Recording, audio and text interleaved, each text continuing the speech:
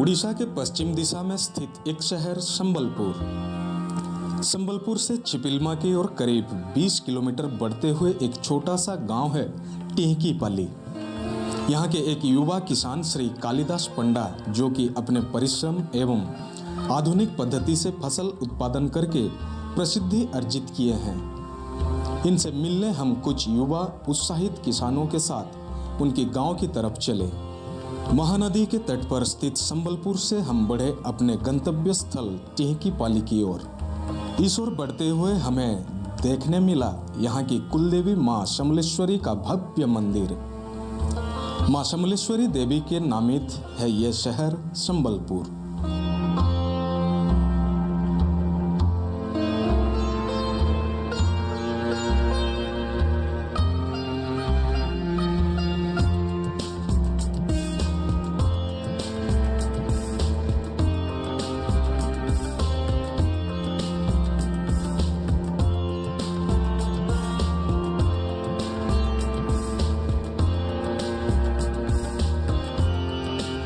माँ समलेश्वरी देवी के पीठ पर माथा टेककर हम अपने गंतव्य स्थल की ओर अग्रसर हुए। टेढ़े मेढ़े मोड़ होकर आगे की ओर बढ़ी हमारी सवारी। कुछ दूर आगे बढ़ने के बाद हमारी नजर पड़ी कृषि विज्ञान केंद्र के प्रतीक चिन्ह की ओर। कृषि भाइयों की उत्सुकता देखकर हम पहुंचे कृषि विज्ञान केंद्र। यहाँ से हमारे कृषि भाइयों को जानने मिला कि कृषि विज्ञान केंद्र कृषि समस्याओं को लेकर कितनी सहयोगशील है। सदैव ये केंद्र कृषि भाइयों के समस्याओं के समाधान के लिए प्रस्तुत रहती है। विभिन्न प्रशिक्षणों के माध्यम से यह केंद्र कृषकों को आधुनिक प्रणालियों से अवगत कराती है। हमारे सफल कृषक श्री पंडा को भी कृषि विज्ञान केंद्र सदैव मदद प्रदान करती है। हमारे राज्य में उड़ीसा में सभी जिला में कृषि विज्ञान केंद्र अवस्थित हैं। यहाँ संबलपुर जिला के लिए हमारा चिपलिमा में है। हमारा उद्देश्य यही रहता है कि हमारे जो किसान भाई और बहनें हैं उनके उन्नति के लिए हम काम कर सके। ऐसे एक किसान भाई हैं मिस्टर कालिदास पंडा, वो यहाँ के धनकुड़ा ब्लॉक के टिहकीपाली गांव से हैं। उनका एक बड़ा फार्म है। वो फार्म में उनका मेनली वो गुलाब की खेती करते हैं, उसके साथ अन्य सारे वेजिटेबल्स भी करते हैं। वेजिटेबल सारे ऑर्गेनिक वे में करते हैं और सफलता भी वो पा चुके हैं। फिर वर्मी कंपोस्ट भी करते हैं और गाय भी रखे हैं जो कि देसी हैं। उनका मिल्क प्रोडक्शन भी बहुत अच्छा है, इसलिए वो हमारे संबलपुर जिला के किसान भाई और बहनों के लिए एक उदाहरण बन सके हैं। कृषि विज्ञान केंद्र परिदर्शन करके लौटते समय रास्ते में हमें दिखा चिपिलमा कृषि महाविद्यालय। इस महाविद्यालय ने जन्म दिया है न जाने कितने ही महान कृषि वैज्ञानिकों को, जो कि इस महाविद्यालय की महान भूमिका दर्शाते हैं। यहाँ से आगे बढ़ते हुए मार्ग में हमें नजर आया यहाँ की सुप्रसिद्ध पर्यटक स्थल माँ घंटेश्वरी मंदिर का प्रवेश द्वार।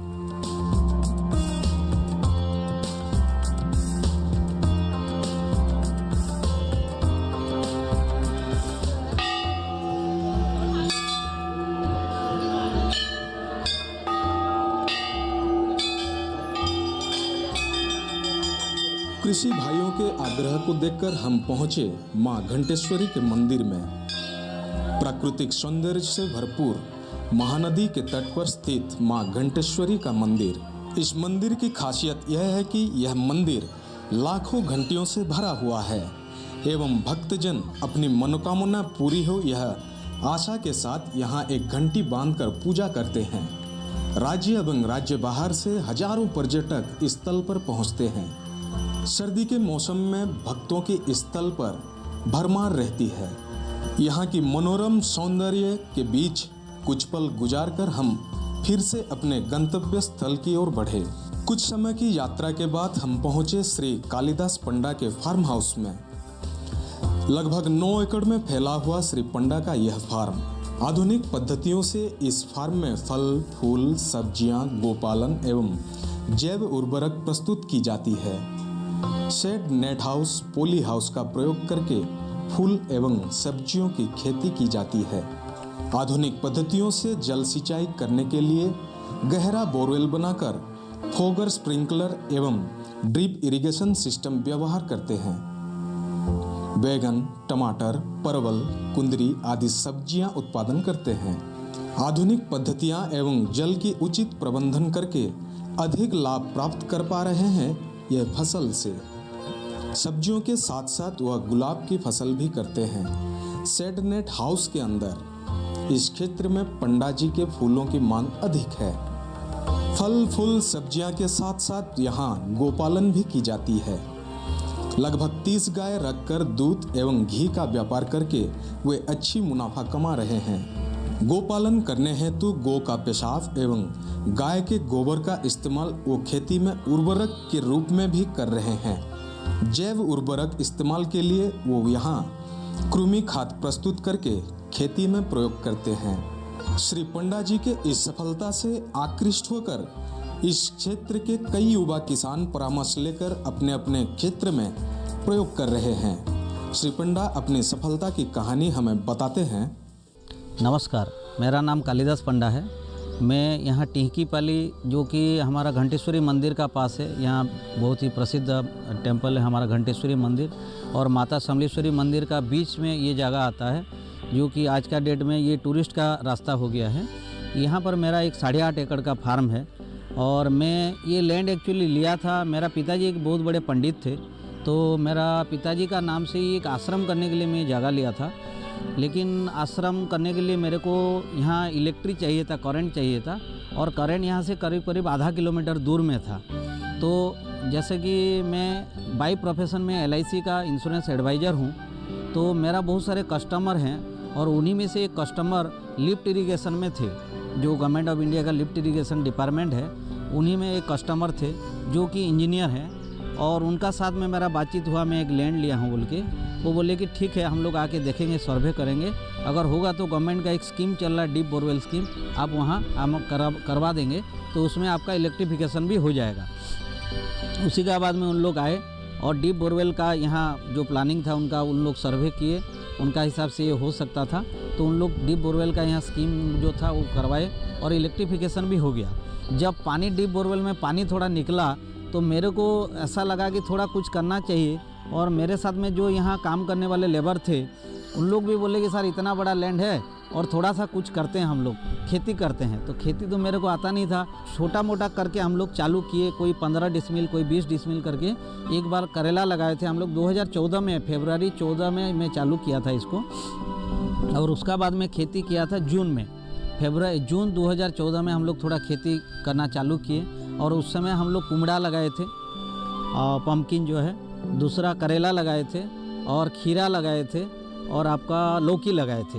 2014 में एक तूफान आया हुआ था हुडहुड, तो मेरे को आइडिया नहीं था कि बेड में लगाना चाहिए, फ्लैट में लगाना चाहिए, हम लोग ऐसे ही लगा दिए थे, जंगल से थोड़ा बड़ा लकड़ी उकड़ी ला करके उसको स्टेकिंग किए थे। तो ये मेरा करेला जो है और खीरा, लौकी, ये सब मेरा जितना पैसा लगाया हुआ था पूंजी मेरा निकल गया था। तो पानी, मेरा जो ज़मीन है उसका ऊपर में सामने वाला जो जगह है वहाँ पहाड़ है, और पहाड़ी का जितना भी पानी है मेरा लैंड दे करके जाता है। तो मेरे को आइडिया नहीं था बेड बोल के क्या होता है, तो उस समय मेरा वो जो जितना भी था सब जल गया। लेकिन तब तक मेरा जो खीरा जो है वो निकल गया था, और खीरा में मैं 18 डिसमिल का खेती किया था खीरा जो है, और उसमें मेरे को 8,300 रुपया खर्चा हुआ था, और करीब 27,700 रुपया मेरा सेलिंग हो चुका था। तो उसी को मैं देखा कि 18 डिसमिल को लेकर के मैं मल्टीप्लाई किया 1 एकड़ में, तो उसी हिसाब से 2 से 2.5 लाख रुपया बन रहा था मेरा जो प्रॉफिट, और 8,000 लगा कर 27,000 रुपया, 28,000 रुपया हो रहा है। तो शेयर मार्केट में भी इतना नहीं होता है, 3 गुना हो गया 4 महीना में। तब मेरे को लगा कि खेती में कुछ शायद फ़ायदा है, और आज 5 साल हो गया मैं हर रोज़ 5 से 6 घंटा में पढ़ाई करता हूँ खेती के बारे में, गाय का बारे में, ऑर्गेनिक फार्मिंग का बारे में। फिर मैंने सुना कि सुभाष पालेकर जो हैं, पद्मश्री जो हैं, उन्हीं का पास मैं गया, ट्रेनिंग लिया ऑर्गेनिक फार्मिंग, नेचुरल फार्मिंग का, जीरो बजट फार्मिंग। फिर मैं गया भरत भूषण त्यागी, वो भी पद्मश्री मिला है उनको खेती के बारे में, बुलंदशहर में रहते हैं, मैं यहाँ से बुलंदशहर गया। ऐसा जो फार्मर मेरे को मिला कि ये अच्छा कर रहे हैं ऑल इंडिया लेवल में, मैं वहाँ पर जाकर के सीखने के लिए मेरा समय लगाया। लेकिन मैं फिर आगे उसको यहाँ करने के लिए चालू करता हूँ। जो सीखा यहाँ चालू किया। बहुत सारे फार्मर भी मेरा यहाँ आते हैं।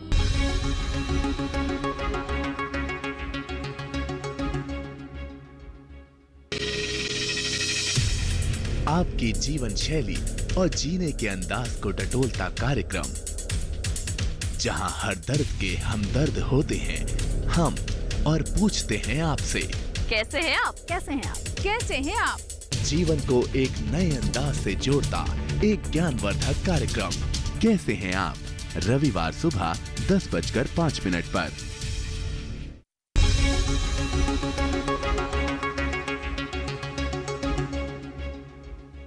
मैं अभी रोज किया हूँ गुलाब, और 2 एकड़ मेरा नेट हाउस है, 2 पॉली हाउस मेरे पास है। तो नेट हाउस में मेरा जो है अभी रोज लगा हुआ है, जो कि बहुत ही अच्छा प्रोडक्शन दे रहा है। अगर कोई रोज भी करेगा तो 1 एकड़ में 5 से 7 लाख रुपया उसको कम से कम इनकम होगा। और वो ओपन में भी कर सकता है, बहुत सारा वैरायटी है। गेंदा का खेती भी मैं अभी कर रहा हूँ, गेंदा फूल का, वो भी मेरा चालू है। और बहुत सारा रजनीगंधा के भी थोड़ा बहुत लगाया हुआ है। जैसा कि हमारा देश का प्रधानमंत्री मोदी जी का जो सपना है कि हर किसान का डबल इनकम हो 2022 तक, मैं बोलता हूँ डबल नहीं 5 गुना का फॉर्मूला मेरे पास है। और खेती का अभी जो आधार है, हम लोग जो हमारा जो वैदिक परंपरा था, जो ऋषि परंपरा था, उसको हम लोग भूल गए। और सबसे ज़्यादा जो हम लोग भूले हैं खेती में, वो हमारा गौ माता को भूले हैं। सरकार ने एक मुहिम चला रखा है कि रेन वाटर हार्वेस्टिंग के लिए बहुत सारा खर्चा भी हो रहा है। बहुत सारा, मैं बोलता हूँ बहुत सारा खर्चा करने का ज़रूरत नहीं है। पहले जैसा गोचर लैंड था, गोचर में गाय जाके अगर चरेगी, उसका जो यहाँ गोबर गिरता है वहाँ नीचे होल हो जाता है, गोबरेला कीड़ा आता है। वो गोबरेला कीड़ा जहाँ आता है वहाँ 3-4 छेदा कर लेता है, और बारिश का जितना भी पानी हमारा नीचे ज़मीन का नीचे चला जाता है। तो हमारा कोई लैंड हार्वेस्टिंग करना नहीं है रेन वाटर को। खाली गाय हम लोग अगर चराना चालू कर देंगे, ऑटोमेटिक जितना भी पानी चाहिए हमको उतना हमारा ज़मीन में आ जाएगा। ये मैं प्रूफ के साथ, कोई आएगा मेरा फार्म में, मैं दिखा सकता हूँ, मेरे पास डाटा है। जैसा कि हमारा फंगस आता है, कोई भी क्रॉप में फंगस आता है, और हमारा देसी गाय माता का गोमूत्र जो है उसको अगर 10% लेकर के उसको स्प्रे करते हैं तो उसमें जो फंगस जो है नहीं आता है, क्योंकि उसमें सल्फर है। सल्फर जहाँ होता है वहाँ फंगस नहीं लग सकते हैं। ऐसा मेरा अभी देसी गाय का जैसा गिर है, राठी है और साहिवाल, और हमारा जो उड़ीसा का देसी नस्ल है वो उसी का ऊपर में मैं काम कर रहा हूँ। और जैसा कि दूध में अभी हमारा संबलपुर में टाउन में होम डिलीवरी हो रहा है, 80 रुपया करके लीटर हम लोग दे रहे हैं। 80 रुपया क्यों है? मार्केट में अभी 40 रुपया है, क्योंकि हम लोग उसको जो खिलाते हैं, अगर कोई समझ जाता है तो दूध उसको फ्री में मिल रहा है, क्योंकि रोज़ का 80 रुपया से ज़्यादा खा रहा है मेरा जो गाय है। उसी में बहुत सारा मेडिसिनल प्लांट है जो हम लोग खुद ऑर्गेनिकली उगाते हैं। जैसा केला का पौधा हम लोग देते हैं, जैसा गन्ना खिलाते हैं, जैसा गाजर खिलाते हैं उनको, जैसा आपका अश्वगंधा खिलाते हैं, मुलेठी खिलाते हैं, सदावर खिलाते हैं, नागरमोथा खिलाते हैं, मोरिंगा एलोवेरा जिसको हम लोग सजना बोलते हैं उसी को खिलाते हैं। फिर आपका लेमन ग्रास खिलाते हैं, अपराजिता जो फूल होता है उसी को खिलाते हैं, बांस का पत्ता खिलाते हैं। ऐसा बहुत सारा चीज़ है जो हम लोग जैसा कि गाय माता को खिलाते हैं। और गाय को हम लोग माँ बोलते हैं। वो हमारा कोई भी पूजा पाठ में गाय का गोबर होना चाहिए, दूध होना चाहिए, पंचामृत होना चाहिए। गाय का हर एक पार्ट जो है वो हमारा खेती में, हमारा पूजा में, हमारा पद्धति में लगता है। तो इसीलिए गाय जो है सर्वश्रेष्ठ है। खेती अगर हमको करना है, 10 एकड़ खेती के लिए एक गौ माता, छोटी सी देसी गौ माता अगर हो जाता है तो 10 एकड़ खेती हो सकता है। जैसा सुभाष पालेकर तो बोलते हैं 30 एकड़ हो सकता है। 30 एकड़ नहीं, मैं बोलता हूँ 10 एकड़ तो आराम से हो जाएगा। और ज़्यादा से ज़्यादा 2000-3000 में गाय मिल जाते हैं। तो मैं चाहूँगा कि हर फार्मर लोग जितने भी हैं, किसान लोग, कम से कम एक देसी गौ माता ला करके उन्हीं का घर में रखें, जो जैसा कि हमारा वैदिक परंपरा था। बहुत बार मन किया है ऐसा, ये प्रॉब्लम को चलते हुए कि मैं फार्मिंग से क्विट कर जाऊं, इसको छोड़ दूं, लेकिन मैं देखता हूं आज का डेट में कि इसमें कमाई भी है और फिर भी फार्मर सुसाइड कर रहा है। तो मेरा जो उद्देश्य है, फार्मिंग में नहीं छोड़ रहा हूं, इसीलिए कि मेरा उद्देश्य है कि मैं फार्मर लोगों को लाऊं, यहाँ ट्रेनिंग दूं, 1 एकड़ में 5 से 10 लाख रुपया कैसे कमाई हो। यही मेरा उद्देश्य है कि फार्मर को एक सस्टेनेबल फार्मिंग सिस्टम हम बनाएं। और जो फार्मर है जैसा दूसरा किसी के पास जाके काम करता है या नौकरी ढूंढने में लगा देता है, या फिर उनका बच्चों को जो बोलता है कि दूसरा नौकरी करो लेकिन फार्मिंग मत करो, ये जो मिथ है मैं इसको तोड़ना चाहता हूँ। क्योंकि 1 एकड़ में 5 से 10 लाख रुपया कमाई हो सकता है, बशर्ते हम ट्रेनिंग लेके सही ढंग से हम लोग फार्मिंग करें। गाय माता है तो फार्मिंग है, गाय माता नहीं है तो खेती नहीं हो सकता है। तो हर एक फार्मर को मैं कहूँगा कि पहले हमारा जो है पहला प्रायोरिटी होना चाहिए गौ माता। तो इसी के हिसाब से मैं आप सबको निवेदन करता हूँ कि फार्मिंग में सबको आना चाहिए। जिसका आधा एकड़ भी है वो भी आना चाहिए, या फिर छत का ऊपर में भी खुद लगा करके उगा सकते हैं। उसी का भी मैं ट्रेनिंग दे रहा हूँ। छत का ऊपर में हम लोग कैसे वेजिटेबल उगाएं, ऑर्गेनिकली उगाएं और खुद का उगा करके खुद खाएं, उसमें बहुत आनंद मिलता है।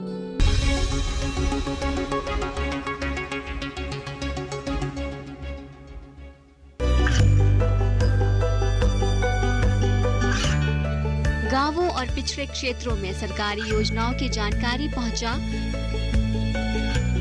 देश में कौशल और क्षमता विकास कर ग्रामीणों को सामाजिक बदलाव और विकास से जोड़ने की दूरदर्शन किसान की पहल चौपाल चर्चा देखें सोमवार से शुक्रवार सुबह 9 बजे।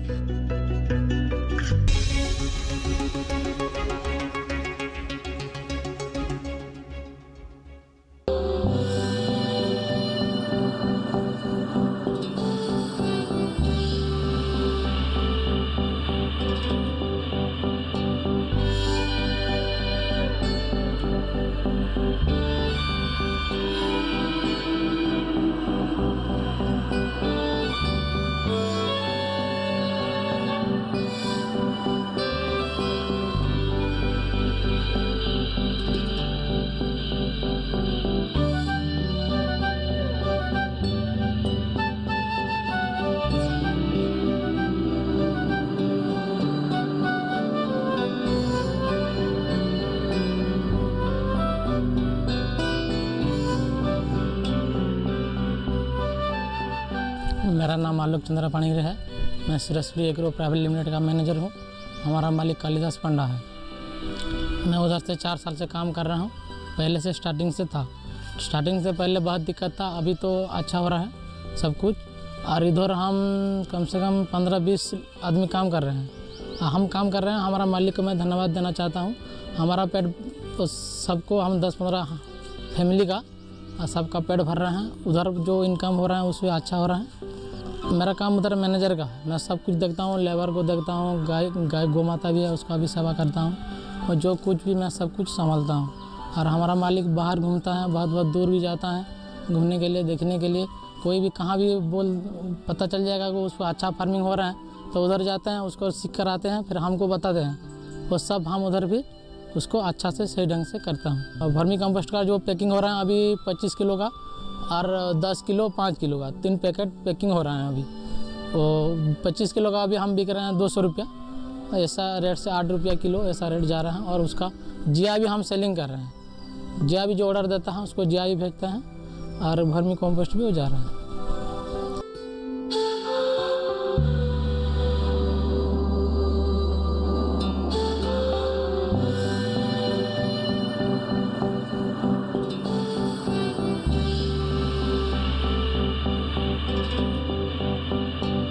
मेरा नाम ओमकार कुमार केवट है और हम लोग कालिदास पंडा फार्म में 6 महीना हो गया आए हैं।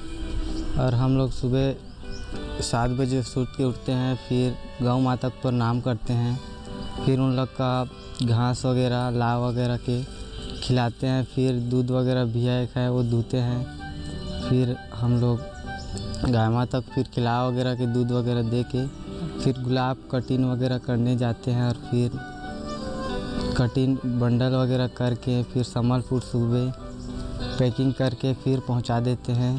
फिर हम लोग वर्मी कंपोस्ट भी खुद अपने कर लेते हैं, फिर पैकिंग वगैरह करके। पिछले हम लोग 6 महीने से आए हैं। मेरा मम्मी पापा आए यहाँ काम करते हैं कालिदास पंडा फार्म में, और हम लोग को बहुत अच्छा लग रहा है यहाँ काम करके भी, और ऑर्गेनिक काम करते हैं।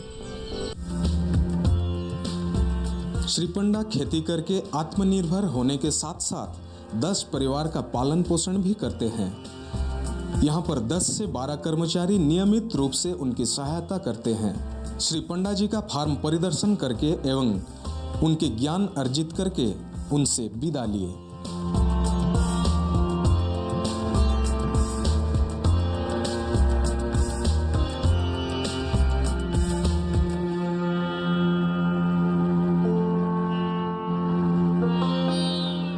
लौटते समय गांव के छोर पर कुछ लड़कियां के द्वारा प्रस्तुत लोक नृत्य देखकर एक नई आशा की किरण लेकर हम वापस लौटे।